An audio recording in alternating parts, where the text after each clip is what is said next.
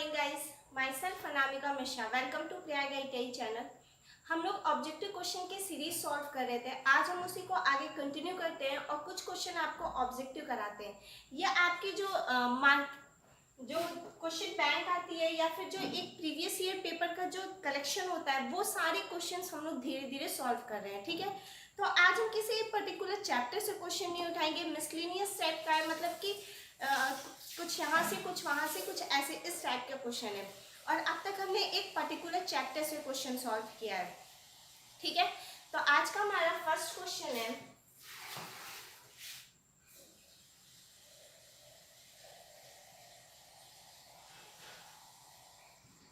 हम आपको MCQ question कराएंगे और इसके बाद वो क्वेश्चन कैसे क्या होता है उसको भी हम पूरी तरह से डिस्क्राइब करने की कोशिश करेंगे। ठीक है, तो आज का हमारा फर्स्ट क्वेश्चन है कि आने वाली धारा का बीज गणितीय योग बाहर जाने वाली धारा के योग के बराबर होता है। आने वाली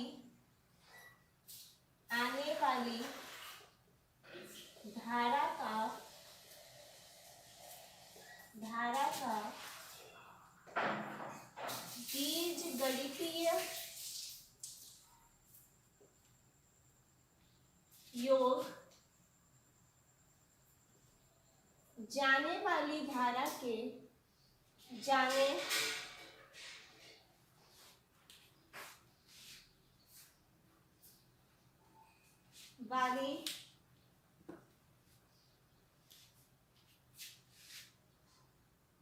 धारा के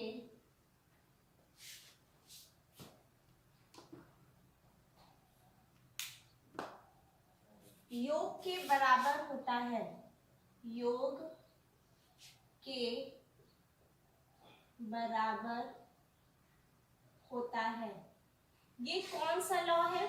ऑप्शन दे रहे हैं हम आपको, आने वाली धारा बराबर जाने वाली धारा, या फिर हम आने वाली धारा का बीजगणितीय योग जाने वाली धारा के योग के बराबर होता है। यह कथन किसका है? ठीक है, आपको बताना है कि ये कौन सा लॉ है। तो फर्स्ट हमारा ऑप्शन है जूल का नियम है, ये जूल का नियम। ऑप्शन 2 है ओम्स लॉ,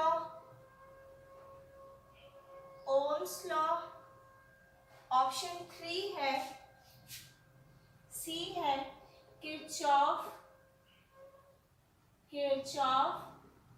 करंट लॉ, और ऑप्शन 4 है डी है, मतलब किरचॉफ वोल्टेज लॉ। ठीक है, तो आपको पता है कि ओम्स लॉ मतलब क्या होता है, V = I R। तो ओम्स लॉ तो हो ही नहीं सकता है, क्योंकि यहां से हमारा जो फॉर्मूला बनता है वो होता है V = I × R। अब देखिए, जूल्स का नियम भी नहीं हो सकता है। बचा क्या हमारा, किरचॉफ करंट लॉ और किरचॉफ वोल्टेज लॉ।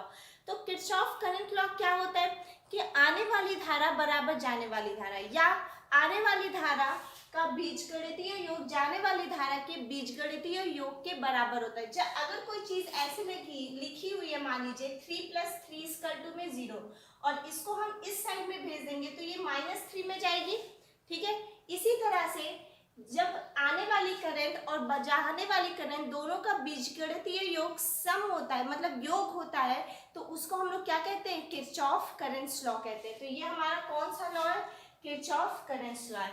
और किरचॉफ वोल्टेज लॉ क्या होता है, इसमें भी वही होता है कि वोल्टेज मतलब कि एक नोड, जैसे मैंने आपको कई सारे लेक्चर दिए हुए किरचॉफ केसीएल और केवीएल पर, वहां पर मैंने आपको वोल्टेज निकालना सिखाया है।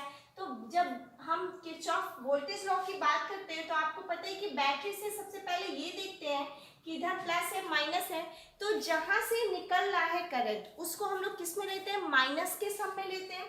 मतलब यहाँ से प्लस था, यहाँ से ऐसे करंट निकलेगा, ऐसे हमारी डायरेक्शन होगी, तो इसको हम लोग -V लिखेंगे। मान लीजिए यहाँ का वोल्टेज V है। ठीक है, इसके बाद जब यहाँ पर एक रेजिस्टेंस लगा हुआ था R1, तो यहाँ पे रेजिस्टेंस R1 है और इसमें कुछ करंट भी फ्लो होगी, तो वो मान लीजिए हमारी I1 है। तो हम कह सकते हैं कि I1 × में R1 प्लस I1 × में R1। इसी तरह से हम लोग आगे क्वेश्चन को सॉल्व कर लेते हैं। ठीक है, तो इसी तरह से हमारा ये क्या हो जाता है, किरचॉफ वोल्टेज लॉ। और किरचॉफ करंट लॉ क्या होता है कि आने वाली धारा बराबर जाने वाली धारा। जब हम लोग नोड का वोल्टेज निकालते हैं और नोड का वोल्टेज निकाल करके क्वेश्चन को सॉल्व करते हैं तो वो हमारा किरचॉफ करंट लॉ होता है। सही है। अगर किरचॉफ करंट लॉ नहीं समझ में आया होगा तो पिछले काफी वीडियोस मैंने इसमें कई सारे एग्जांपल भी कराया और क्वेश्चन भी सॉल्व कराया, तो आप वहां से समझ सकते हैं। अब देखिए नेक्स्ट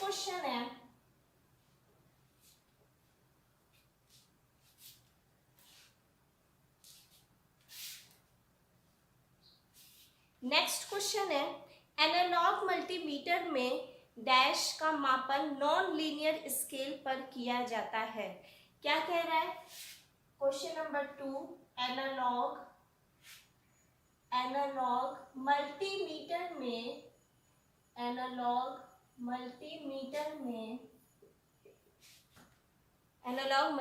में डैश, यानी यहां आपको फिल करना है, डैश का मापन नॉन लीनियर स्केल पर किया जाता है। नॉन लीनियर स्केल पर किया जाता है।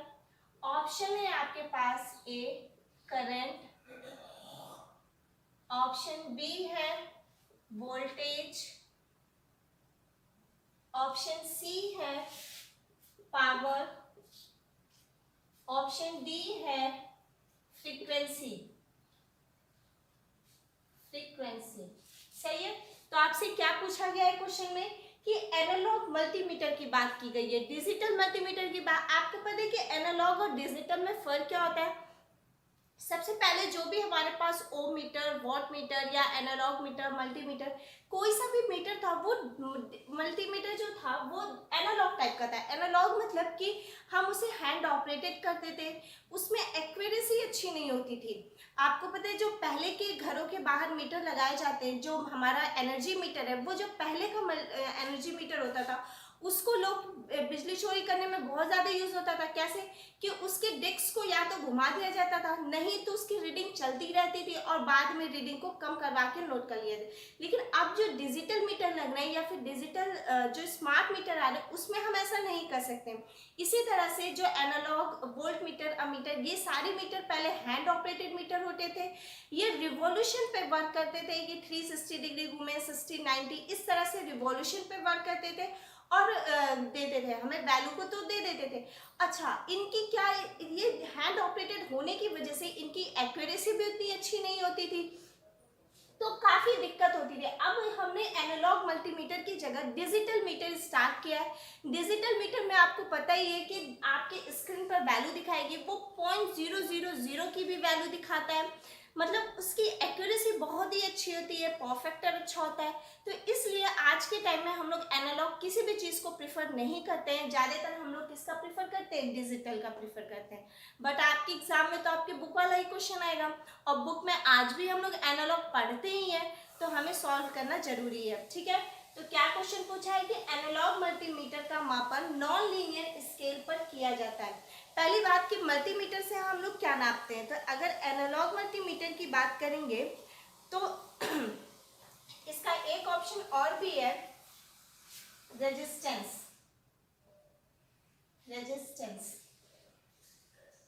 ठीक है, तो देखिए करंट की वैल्यू के लिए तो हमारे पास अमीटर है और अमीटर से हम लोग करंट की वैल्यू फाइंड कर लेंगे, पहली चीज।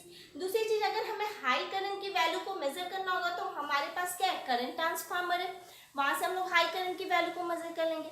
और भी ज्यादा अगर हमें हाई करंट की वैल्यू को मेजर करना होगा तो हम लोग एक शंट रेजिस्टेंस लगा देंगे, बहुत ही कम वैल्यू का, 0.03, 0.06, ऐसे करके कम वैल्यू का शंट रेजिस्टेंस लगा देंगे और लगा करके वैल्यू को मेजर कर लेंगे। अगर वोल्टेज की बात करें तो वोल्टेज के लिए हमारे पास वोल्टमीटर है, जो हम लोग सर्किट के पैरेलल में लगा देते हैं। इसका रेजिस्टेंस V होता है I में R होता है। तो देखिए हमारा वोल्टेज कब हमें ज्यादा मिलेगा, जब R की वैल्यू क्या होगी, ज्यादा होगी और I की वैल्यू कम होगी, तभी तो मिलेगा। तो हम आर की वैल्यू को लगभग इनफाइनाइट रखते हैं और वोल्ट मीटर में रेजिस्टेंस की वैल्यू को लगभग इनफाइनाइट रखते हैं और वोल्ट मीटर से हम लोग वोल्टेज को मेजर कर लेते हैं। इसके बाद हमें हाई वोल्टेज को मेजर करना है, तो हमारे पास पोटेंशियल ट्रांसफार्मर है जिसको हम लोग सर्किट के पैरेलल में लगा के वोल्टेज को, हाई वोल्टेज को भी मेजर कर सकते हैं। अगर उससे भी ज्यादा हमें हाई वोल्टेज को मेजर करना है तो उसके लिए हमारे पास क्या है कि हम लोग बहुत ही अधिक मान के रेजिस्टेंस को वोल्ट मीटर के सीरीज में जोड़ते हैं जिसको मल्टीप्लायर कहते हैं, और मल्टीप्लायर लगा के हम हाई से हाई वैल्यू की वोल्टेज को आसानी से मेजर कर सकते हैं। ये कौन कर रहा है? ये हमारा जो मल्टीप्लायर हमने लगाया वोल्ट मीटर के सीरीज में एक बहुत ही अधिक मान का रेजिस्टेंस, उसी को क्या कहते हैं? मल्टीप्लायर कहते हैं। उससे हम लोग वैल्यू को मेजर कर सकते हैं। फिर हमारे पास पीटी है ये, जैसा मैंने आपको बताया। तो करंट हो गया, वोल्टेज हो गया। अब हमें बात किसकी करनी है? पावर की। पावर के लिए हमारे पास वॉट मीटर है। एनर्जी मीटर से भी अगर हम लोग 30 में डिफरेंशिएट कर देंगे तो हमारा एनर्जी मीटर भी है। और पावर के लिए तो है ही हमारे पास watt meter, watt hour meter जिसको कहते हैं। तो इन सब चीजों के लिए तो हमारे पास मीटर था। रेजिस्टेंस भी है। देखिए, अगर हम हाई वैल्यू की रेजिस्टेंस को मेजर करना चाहते हैं तो उसके लिए हमें क्या जरूरत पड़ेगी? मेगर जरूरत पड़ेगी। मेगर से हम लोग हाई रेजिस्टेंस की वैल्यू को मेजर करते हैं। बट अगर आपसे कम वैल्यू के रेजिस्टेंस को मेजर करना होगा तो उसके लिए हम लोग क्या लगाते हैं? एनालॉग मल्टीमीटर लगाते हैं। एनालॉग और डिजिटल का कोई मतलब नहीं है। अगर यहाँ पे डिजिटल भी होता तो भी हम लोग रेजिस्टेंस ही लगाते हैं, और एनालॉग है तो भी हम लोग रेजिस्टेंस ही लगाएंगे। करेक्ट है? तो हम लोग क्या लिखेंगे यहाँ पर? एनालॉग मल्टीमीटर का मेपर नॉन लीनियर स्केल पे। सबसे पहली बात किसकी की गई है? नॉन लीनियर स्केल पे की गई है, ये हमें ध्यान देना है। तो नॉन लीनियर स्केल पे हम लोग किसकी वैल्यू को मेजर करेंगे? रेजिस्टेंस की वैल्यू को मेजर करेंगे। करेक्ट है? अब देखिए आगे चलते हैं।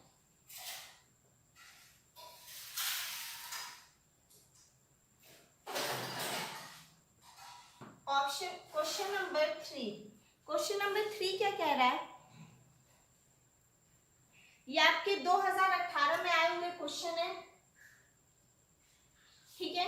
ये आपका 2017 में आया हुआ है। अब देखिए नेक्स्ट क्वेश्चन हम कराने जा रहे हैं। इसमें लिखा है स्थिर मान वाले कार्बन प्रतिरोधक, स्थिर मान वाले कार्बन, स्थिर मान वाले कार्बन प्रतिरोधक, कार्बन रेजिस्टेंस की बात कर रहे हैं। आपको पता ही है कि कई टाइप के रेजिस्टेंस होते हैं। कार्बन रेजिस्टेंस, फील्ड रेजिस्टेंस, इस तरह से कोर रेजिस्टेंस, कई टाइप के आपने रेजिस्टेंस पढ़े होंगे। तो कांस्टेंट मान वाले कार्बन रेजिस्टेंस, कार्बन प्रतिरोधक सामान्य रूप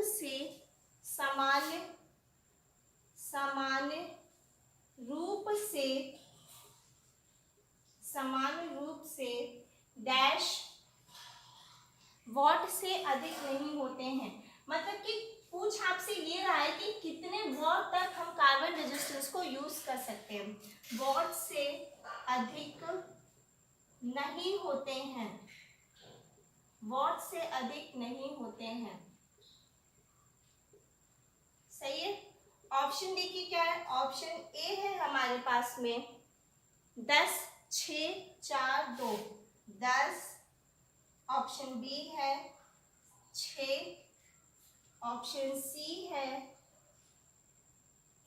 4 और ऑप्शन डी है हमारे पास में 2। ये भी आपके 2018 के आए हुए क्वेश्चन है। हम आपको जितने भी प्रीवियस ईयर के क्वेश्चन है सब सॉल्व करा देंगे, ठीक है? तो क्वेश्चन क्या पूछा है कि कांस्टेंट मान वाले कार्बन रेजिस्टेंस, कांस्टेंट मान वाले कार्बन रेजिस्टेंस सामान्यतः किस मान के होते हैं? मतलब कितने वॉट का हम इसे यूज कर सकते हैं। तो आपको पता है कि कार्बन रेजिस्टेंस जो होता है वो बहुत ही ज्यादा यूज किया जाता है। फील्ड रेजिस्टेंस की कंपैरिजन में भी, कोर रेजिस्टेंस की भी कंपैरिजन में ज्यादातर हम लोग कार्बन फील्ड रेजिस्टेंस का ही यूज करते हैं। तो कार्बन रेजिस्टेंस जो होता है वो 2 वॉट से अधिक नहीं यूज कर सकते हैं, ठीक है? ये कुछ वैल्यूज होती हैं जो आईई रूल से आती है, मतलब इंडियन इलेक्ट्रिसिटी रूल से। इसमें कोई भी टिप्पणी नहीं कर सकता या कोई नहीं बता सकता है कि कहाँ से कैसे आया, क्या नहीं आया। जो डेटा, जो रूल्स हमारे डिसाइड हो गए हैं वही हमारी इंडियन इलेक्ट्रिसिटी रूल है, ठीक है? तो हम कितने वॉट तक यूज कर सकते हैं इसका? 2 वॉट तक यूज कर सकते हैं। अब देखिए नेक्स्ट क्वेश्चन है,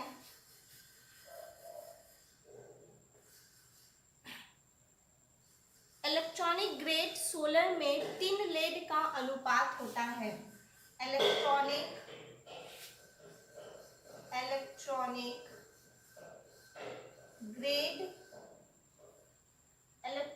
ग्रेड सोल्डर में, ये तो बहुत ही मतलब सिंपल क्वेश्चन है, क्योंकि सोल्डरिंग तो आप लोग अपने लैब में हमेशा ही करते हैं। सोल्डर में टिन लेड का अनुपात होता है, टिन और लेड, टिन लेड का अनुपात होता है, टिन लेड का अनुपात होता है, टिन लेड का अनुपात होता है। किसके बारे में पूछ रहा है? इलेक्ट्रॉनिक ग्रेड सोल्डर के बारे में पूछ रहा है। क्या पूछ रहा है कि टिन और लेड का अनुपात। सोल्डरिंग जो आप लोग अपने लैब में करते हैं, हम उसी की बात कर रहे हैं। आपको सोल्डरिंग आयरन होता है जिसमें हम लोग फ्लक्स को लगाते हैं और लगा के उसको सोल्डर करते हैं, जिससे वो फ्लक्स जो होता है दोनों मटेरियल के बीच में चिपक जाता है, वही सोल्डरिंग होती है। ठीक है, तो ऑप्शन ए है हमारे पास में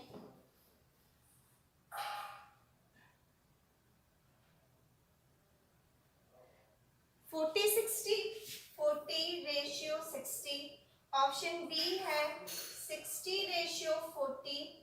ऑप्शन बी सी है 20:40 और ऑप्शन डी है 40:20। ठीक है, तो देखिए टिन और लेड का पूछा हुआ है, तो आप ये बात याद रखिएगा कि जो भी हम लोग सोल्डरिंग करते हैं उसमें कितना होता है हमारे पास में, टिन और लेड का होता है 60:40। क्या हम लोग लिखते हैं 60:40 लिखते हैं। तो यहाँ पर क्या ऑप्शन होगा? ये वाला ऑप्शन होगा। मतलब कि टिन हमारा कितना है 60 है और लेड कितना है 40 है। ठीक है, तो उससे मिलकर हमारा ग्रेड सोल्डर बनता है या इलेक्ट्रॉनिक्स ग्रेड सोल्डर बनता है। अब देखिए नेक्स्ट क्वेश्चन है,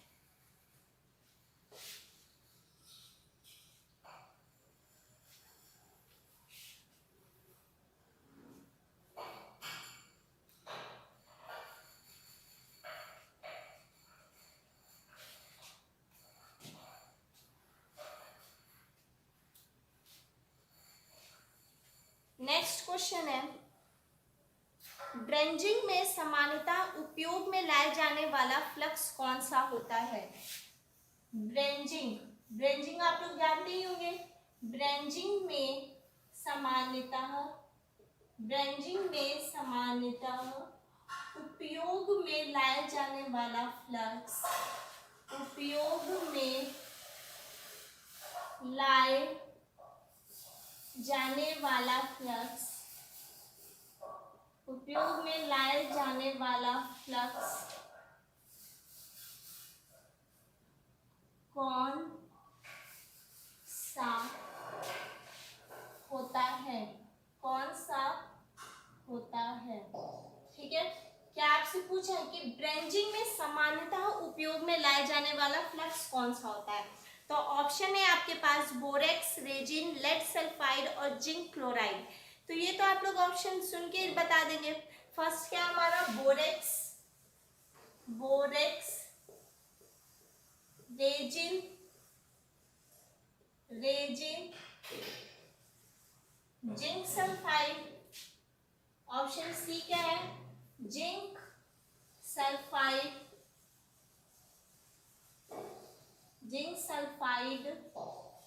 या फिर हम लोग कह सकते हैं कि सोडियम हाइड्रोक्साइड, मतलब कि NaOH। NaOH को क्या कहते हैं हम लोग? सोडियम हाइड्रोक्साइड कहते हैं। ठीक है, तो ऑप्शन क्या आता है कि ब्रेंजिंग में सामान्यतः उपयोग में लाया जाने वाला फ्लक्स कौन सा होता है? तो कौन सा होता है? बोरेक्स। हम किसका यूज करते हैं? हमेशा बोरेक्स का यूज करते हैं। सही है। अब देखिए क्वेश्चन है हमारे पास, एक न्यूमेरिकल है, उसको ध्यान से देखिएगा।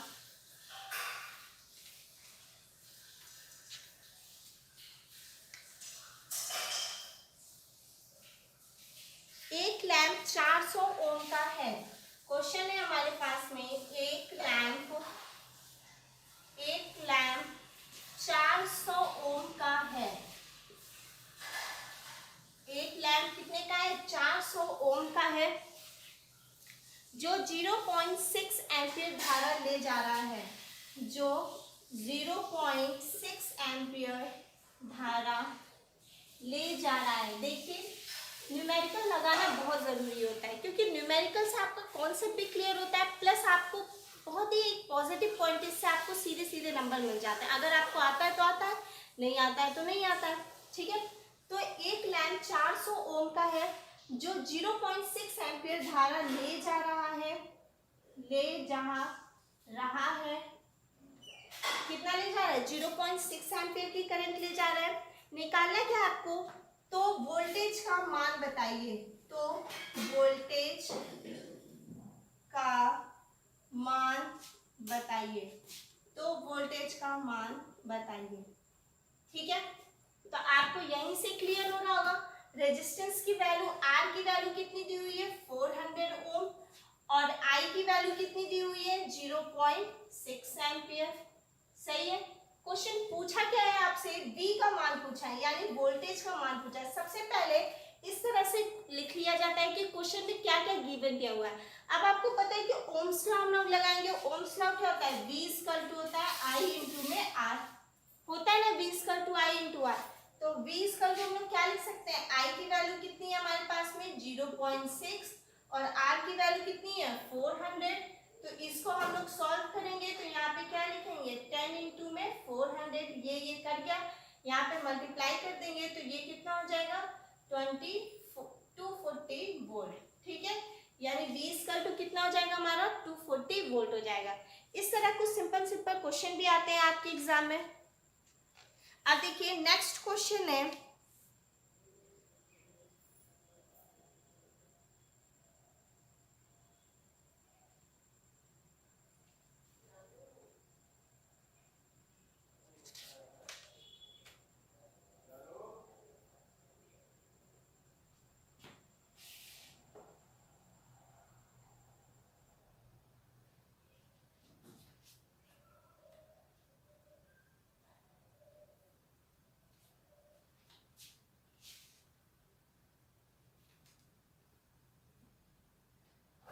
देखिए क्वेश्चन आपके कुछ ऐसे दिए रहेंगे। पावर के हम कुछ आपको कुछ फॉर्मूले बताते हैं। P इक्वल टू क्या होता है, V इंटू में I होता है, P equal to V into I। फिर हम लोग क्या लिखते हैं, P equal to V square upon R भी लिख सकते हैं, या P इक्वल टू हम लोग I स्क्वायर में R भी लिखते हैं। सब किस में होता है, हमारा वॉट में होता है। ये भी किस में होता है, वॉट में होता है, और ये भी किस में होता है, वॉट में होता है। अब देखिए आपको इन तीनों में से क्वेश्चन पूछ सकता है। किस तरह से क्वेश्चन पूछेगा, क्वेश्चन नंबर हमारा 5th है, किसी इलेक्ट्रिकल सर्किट में किसी इलेक्ट्रिकल सर्किट में वोल्टेज का मान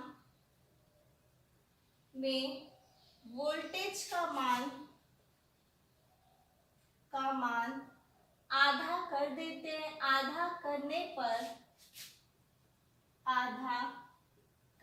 पर तथा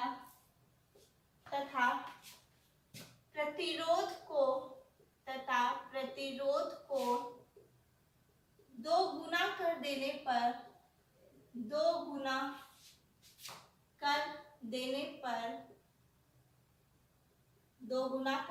पर पावर क्या होगी, ये क्वेश्चन आपसे पूछ रहा है। ठीक है, तो देखिए सबसे पहले हम लोग क्या देख रहे हैं कि अगर हम लोग कोई भी इलेक्ट्रिकल सर्किट पे जिसमें वोल्टेज का मान आधा कर दे रहे हैं, तो यहाँ पे क्या लिखा है, P equal to V square upon में R लिखा है, ये हमारा फॉर्मूला है। क्या करना है कि वोल्टेज के मान को आधा करना है। तो किस तरह से हम लोग कर दे, वोल्टेज के मान को आधा कर दे, उसके बाद रेजिस्टेंस के मान को क्या कर रहा है, 2 गुना कर रहा है, मतलब कि हम लोग इसको क्या कर दें, 2R कर दें। ठीक है, तो यहाँ पे हम लोग क्या लिख सकते हैं, P इक्वल टू 1/4 अपॉन में 2 इंटू में R। सही है, हमें क्या बताना है, पावर की वैल्यू को बताना है। इसके नीचे कुछ नहीं है तो क्या हो गया, 1 हो गया, मतलब यहाँ पे क्या होगा 1/4 इंटू 1/2R, ये होगा हमारा।